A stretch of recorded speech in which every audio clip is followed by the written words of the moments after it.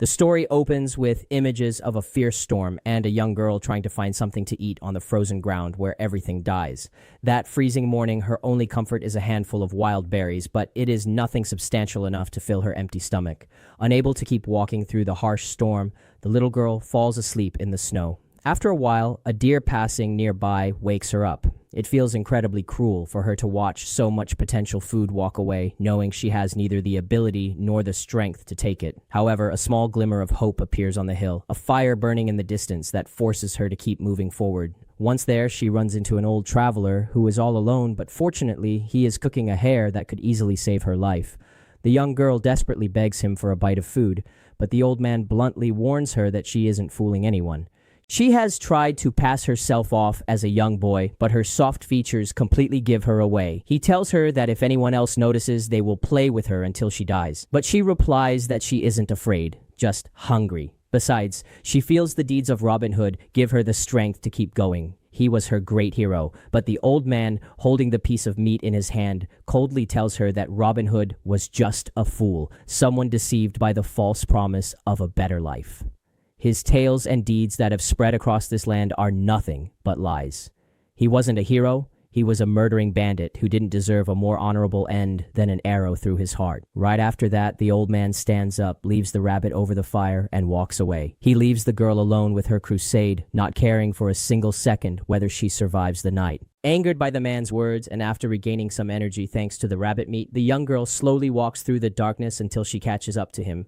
Believing the man is fast asleep, she attempts to stab him by surprise. However, the old man reacts way faster. He quickly overpowers her and drives the dagger through her neck. Then, as she bleeds out on the ground, he coldly tells her that she should have bathed or waited for the wind to change direction because he could smell her from a mile away. He says that was her only mistake and wishes her luck in the next life.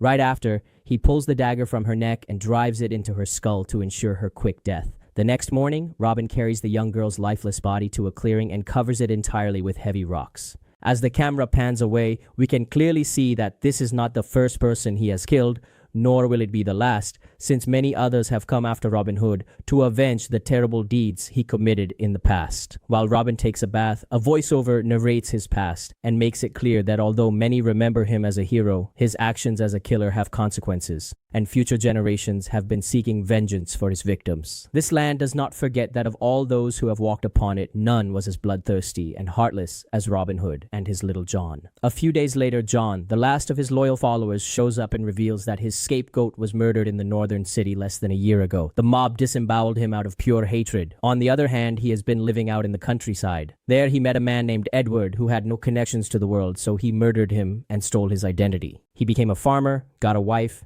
and had children. But they eventually found him out, and they stripped him of everything he owned. He barely managed to escape with his life, but now he desperately needs Robin's help. He wants his former master to help him take back everything that was stripped away from him. They aren't exactly soft-hearted men, but his family really matters to him, so he promises him a formidable battle. However, Robin is only interested in the slight chance that they might both die, so his suffering can finally come to an end. That very afternoon, they set off together toward the lands that once belonged to his loyal follower, which are now seized by outsiders, along with his beloved wife, whom he is fully willing to die for.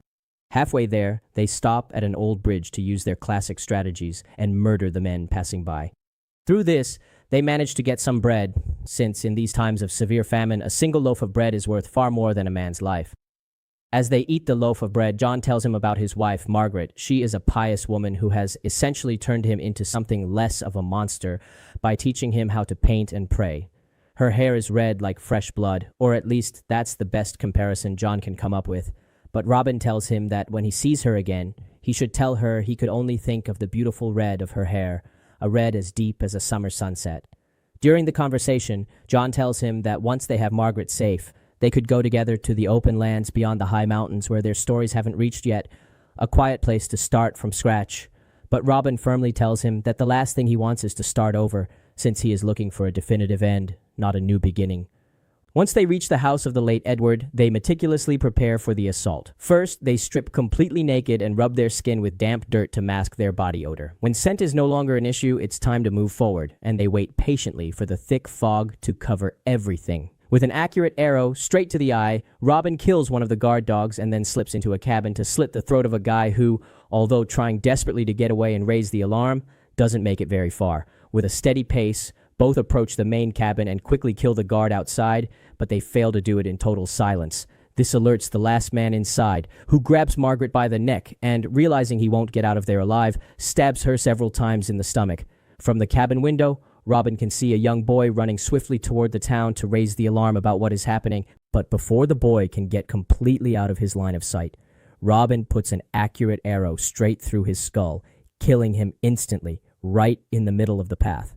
Back inside the main cabin, John doesn't stop for anything. He keeps savagely beating the man until his face is nothing but blood and broken bones.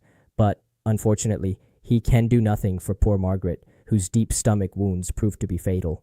After that, Robin just sits there in silence while his best friend pours out all his grief over his wife's lifeless body. And a few seconds later, we can clearly hear a little girl crying. Standing in a dark corner is Margaret, John's young stepdaughter, who is now all he has left in this world. John tearfully begs his daughter to pray with him, desperately promising her that everything will be fine. But the only thing Margaret can stare at is her mother's body bleeding out on the cold floor, a terrible image she will never forget, no matter how much time passes. The next morning, a young man was walking through the woods when he saw something utterly terrifying. The boy who took the arrow to the skull was miraculously still alive, and he kept stumbling his way toward the town. When he finally managed to get closer, the young man realized to his horror that it was his own cousin, and he immediately raised a general alarm about what was happening. By that dramatic moment, John had already performed all the proper ceremonial rites for his beloved Margaret. He washed her body with endless tenderness and laid her gently on the table, showing a hidden side of himself that Robin didn't know at all, since their lives up to that point had been nothing but constant blood and death. At the exact same time that is happening in the cabin, the same funeral rituals are being carried out for the young boy from the town, who ultimately did not survive his severe wound. But the armed men of the village are also quickly gathering together to exact justice for this tragic death. The leader of the village, a respected man everyone calls the Wise One, puts on his heavy armor and pulls his old war hammer out of a wooden chest. That very night, Robin can hear a noisy wagon approaching in the distance, and when he finally manages to stand up, he can see with horror a group of angry men burning down the house where John was trapped alongside Margaret. These same men manage to notice his presence in the dark and begin to chase him furiously, but he manages to react quickly, gets back to his bow, and drives an arrow straight through the skull of one of them without any difficulty. The other attacker is not willing to risk his life any further and slams the door shut, locking Robin inside the burning barn. However, Robin manages to pierce through the wood with his sharp knife and severely wound the man's hand, escaping successfully from the dangerous fire and choking smoke, only to use that same blade to brutally murder him by shoving a burning torch down his throat. A few seconds later, John rushes out of the burning house carrying little Margaret and leaves her safe right next to Robin. Meanwhile, he listens to the harsh words of the Wise One, who yells at him with deep resentment that 20 winters ago he brutally murdered his brother and his entire family, and for that old transgression he will now take his daughter's life as well as his own. The next thing we see is Robin, who is miraculously in better physical shape to fight, pushing himself up. He immediately grabs a heavy farming tool to face the Wise One head-on, and both lock into a violent struggle of sheer strength. But Robin ultimately ends up completely overpowered by his opponent's force. Using his heavy warhammer, the Wise One shatters Robin's leg with one blow, and with his very next strike, he makes sure to break a couple of his ribs, leaving him lying on the ground on the brink of death. Right after, he decides to completely forget about him and walks straight toward John, since his is the life he truly wants to claim tonight. Fortunately, John manages to slip away cleverly through the smoke and takes advantage of the pitch darkness to attack the Wise One from behind, shattering his skull with a well-aimed blow from an axe, putting a definitive end to the fight. The next thing we see is John carefully lifting Robin onto an old wagon and driving him far away from that place. While our protagonist fights silently for his life, we are shown scenes of how they urgently treated his severe wounds, using a burning fire to completely cauterize them. Afterward, John tells him hopefully that he is going to take him to a skilled healer. She possesses a powerful magic and will be able to make him stand on his feet once again. The long journey extends through the mountains, far beyond the fertile lands he told him about, and crossing the ocean to a world that was completely unknown to both. The last thing Robin can see of his faithful friend is how he left him outside an ancient abbey and told him firmly that he could not stay, since his own destiny was sealed and now his own was officially beginning. Gripped by the cold and the pain, Robin could see a mysterious figure approaching, but he could not see his face no matter how hard he tried. By the time he was able to wake up, he found himself in a very comfortable bed, where the cold no longer gnawed at your bones, but was actually enjoyable, and a kind woman welcomed him to the world once more. She reveals to him that he received 3 stab wounds that were sealed with fire, so his friend did not do a bad job, but in the case of his ribs and his fractured leg, it is something that will take much more time. She introduces herself as Bridget and has been in charge of bandaging his wounds for the last few days.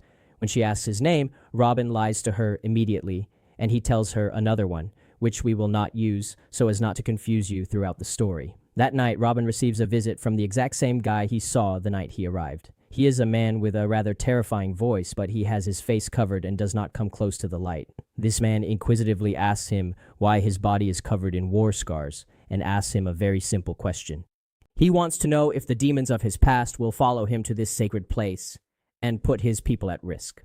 Once the subject makes the strict rules of this place crystal clear, he quietly withdraws. Robin can go back to rest, although now he knows perfectly well that he will wake up with his throat slit if he tries to harm the people around him. As time passes, he is finally able to stand up again, and Bridget patiently helps him learn to walk once more. Though for the time being, he cannot do it without the support of a crutch. When Robin can finally make his way to the main door, she allows him to open it and step outside the abbey without any restrictions. His only limit will be seeing how far he can endure the physical pain. The place has no luxuries whatsoever, much less reinforced walls. It is just a highly peaceful space far from the outside world and surrounded by water. There, Robin can see a beautiful community living in total peace and cultivating the land while children run around and play happily. Bridget offers him the chance to stay permanently, but he must make himself useful in some way. She asks if he has any farming skills, and he tells her no, that he is a hunter. She tells him that could work out nicely, but she firmly requests that he not kill more than 6 animals a week, as she does not want to wipe out the few animals left in the area. That afternoon, the masked man finds Robin trying to take the boat. At first, he thinks he is trying to escape, but Robin just tells him that he is looking for the best spot to hunt or perhaps to fish. But the leopard just tells him that, for the time being, it is useless as he is still a cripple and needs to take things slow. While that happens, he will keep using the boat to bring back and forth the people who desperately need help. For now, Robin cannot leave the island, not until he pays his debt in full. That afternoon, Robin steals an axe from the yard and begins to craft his own arrows, using the tool to shape the branches. Then, as time goes by, he starts to regain the strength needed to string his own bow. However, he is a long way from being able to make an accurate shot, as he needs to be able to lean firmly on his leg, and it still doesn't respond the way it should. One morning, while practicing in the woods, the news that the leopard has brought a girl spreads quickly through the community. When Robin approaches, he discovers to his great surprise that it is Margaret. Upon seeing him, she immediately runs into his arms and hugs him tightly, tearfully telling him that her father has died. After that, time continued to pass, and he began to pay off his debt little by little with rabbits, a small but quite useful prey for the kitchen. That afternoon, he visits the leper to ask about the condition in which he found the girl, but he tells him that the young girl did not speak during the entire journey. She only uttered a word when she saw him, and perhaps with Bridget, who cares for her daily with patience. As it turns out, that very afternoon, Bridget asks Robin what exactly he knows about the girl, as she hasn't been able to get her to eat, sleep, or speak since she arrived. He tells her that he knew her father, a humble farmer, who, from what he knows, is now dead. One afternoon, while preparing some rabbits for dinner, Robin noticed that Margaret had injured another child. Bridget was desperately trying to calm her down, but the girl fled in a hurry into the thick woods, holding a sharp dagger in her hand. Robin began to search for her everywhere, but what he ended up finding on the shore was far more troubling. There was another boat beached on the shore with different footprints marked in the sand. Most likely, the island has unexpected visitors who didn't exactly come for the rabbits. Late that night, he managed to find Margaret hiding in a cave. The little girl was fast asleep, but was gripping the dagger with immense strength, so he woke her up gently and then calmly asked her to hand over the knife the easy way. He then makes it crystal clear to her that his name in this place is Randolph and that she must never mention those other names again under any circumstances, or a cat will steal into her room at night and rip her tongue out. Once the young girl understands this, Robin tells her that she can finally sleep now, and that the next morning they will return to the abbey so she can formally apologize to the boy she hurt. As expected, Bridget had stayed up until they returned, and when she saw Robin emerge from the trees with Margaret, she felt a tremendous sense of relief. That very night, both of them sat down to eat alongside Margaret, successfully managing to convince her to finally accept the food and begin trusting them. The next morning, the leper asked him to help with the boat and confessed with sorrow that he was certain his end was drawing near. He could clearly feel his body giving out, and the abbey would very soon need a strong man who could become its new guardian. That was why he wanted to ask Robin directly if he was willing to stay for an indefinite period. He promised him that he would think it over. But that afternoon, the leper returned unexpectedly with an injured boy whom we have seen before. He is the cousin of the boy Robin had shot through the skull with an arrow, and he reveals that his village has been brutally attacked by bandits. Robin cautiously approaches to ask for his name. The boy introduces himself as Arthur and, for the time being, does not seem to recognize him at all, so there is nothing to fear for now. However, that afternoon, he asks Margaret if she managed to see the faces of the men who hurt her father, but the young girl remains completely silent. A couple of nights later, Robin noticed Bridget slipping out of the abbey in the dead of night. He followed her to the cave where he had previously found Margaret, discovering that she used this secluded spot to be alone and succumb to her natural instincts. As time went by, Arthur began to regain his strength, helping out with the firewood and basic chores around the place, while Robin took charge of providing meat for everyone. One afternoon, however, Robin noticed that the young man could not keep his eyes off Margaret. To feel him out, Robin asked for his help checking the hunting traps. Along the way, he questioned him about the men who had wounded him and how many people in his village were still alive. Their conversation was suddenly cut short by the news that the leper's time to die had finally come. The dying man had specifically requested that Robin come speak with him, asking if he had made a decision yet. On his deathbed, the leper confessed that he had always known Robin's true identity. Robin might not remember, but he had actually saved his life once.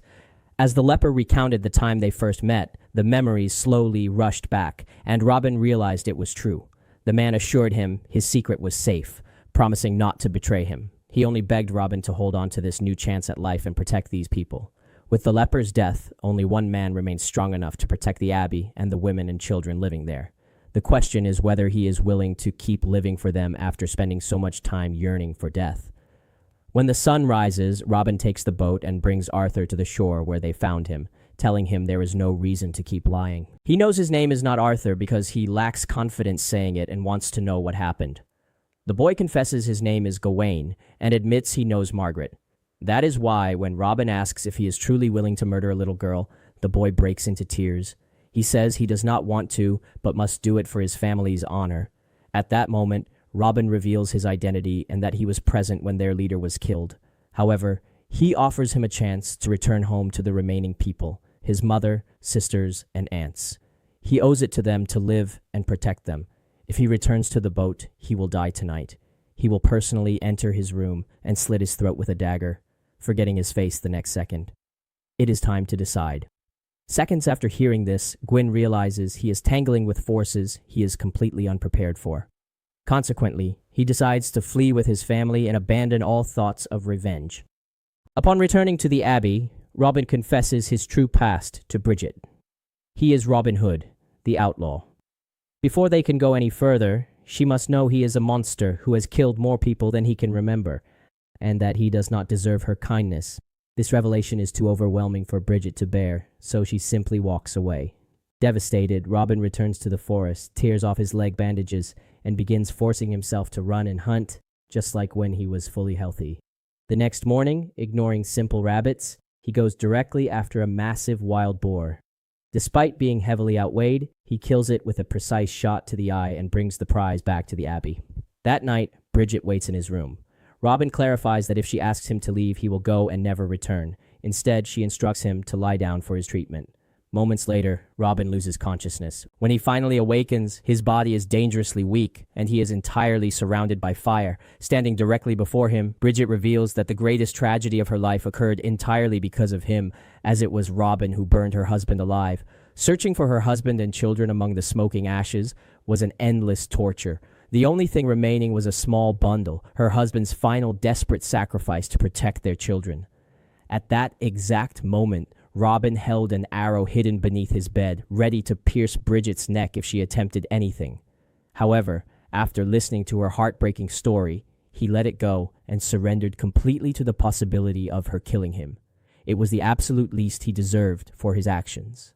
Next, we see Bridget inside the cave, weeping bitterly and accepting at last that she lacks the inherent cruelty required to carry out the vengeance her family truly deserves. By the time Robin manages to wake up, he is resting peacefully in his own bed while Bridget and Margaret rest close by.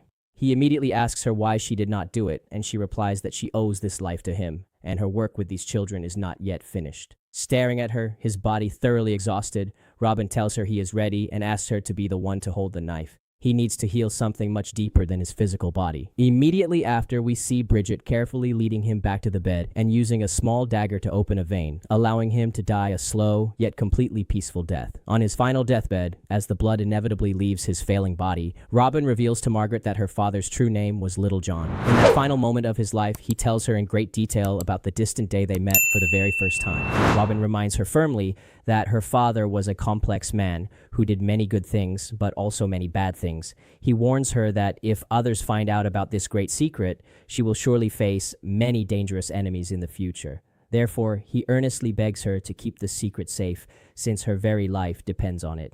The film ends with Robin giving very precise instructions to Margaret on how to string her own bow to shoot an arrow toward the vast horizon, which will finally carry his soul away.